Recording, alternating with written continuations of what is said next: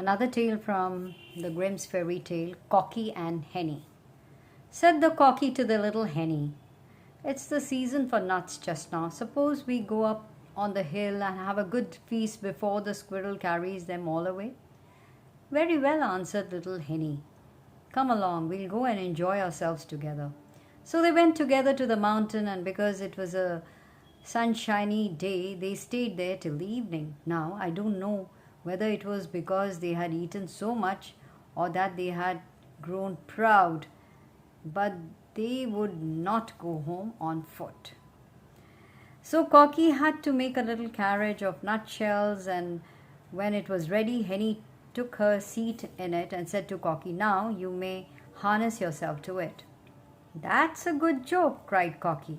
"I'd rather walk home at once than harness myself to your coach. I didn't mean to do it that way. I don't mind being the coachman and sitting on the box, but as to pulling, I couldn't think of it." They were still disputing the point when a duck came running up and quacked, "You thieves, you! Who gave you leave to come among my nut trees? Wait! It shall be the worse for you." And so saying, she began to attack Cocky. But Cocky was not idle in the matter. He ran at the duck in his turn and gave her such a dose of kicks with his spurs that she cried out for mercy, and was glad enough to allow herself to be harnessed to the carriage as a punishment.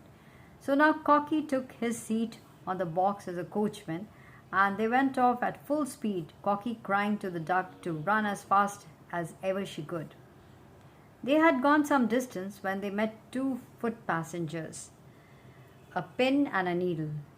These two began crying out to them to stop, urging that it would be so dark directly that they would not be able to go a step further. They also complained of its being dreadfully dirty on the road, and begged for a lift in the carriage, as they had been in the tailor's house of call and had remained sitting later than usual over their beer. Cocky, considering that they were slender people who would not take up much room, let them both in, but made them promise that they would not tread on Henny's toes. Late in the evening they came to an inn, and as they did not care to go any further that night, and the duck moreover was not strong on her legs, but kept waddling from side to side, they put up there. The host at first made many objections and declared that his house was full. The truth was, he thought his guests were not people of very high quality, but as they were very smooth-spoken and promised him he should keep the egg Henny would lay on the way, and have a duck into the bargain, who laid one every day, he consented to let them stay there for the night. So they ordered the best cheer he had in the house and made quite a merry night of it. Next morning, when it was only just daybreak and everyone was fast asleep, Cocky woke up Henny, brought out the egg, pecked it open, they ate it together and threw the shell on the hearth. Then they went to the needle, who was still asleep, and took him by the head and stuck him into the cushion of the host's chair. The pin they stuck into his towel. Then they ran off across the heath as fast as they could. The duck, who preferred sleeping in the open air and had therefore remained in the yard all night, when she heard them scuttling off, roused herself and soon found a brook, on which she swam away, a good deal more quickly than she had run before the carriage. A couple of hours later the host got out of bed, and having washed his face, went to dry it with a towel. The pin scratched his face right across and made a red line from his right ear to his left. Then he went into the kitchen and set about lighting his pipe, and when he came to the hearth, the eggshell flew up in his eyes.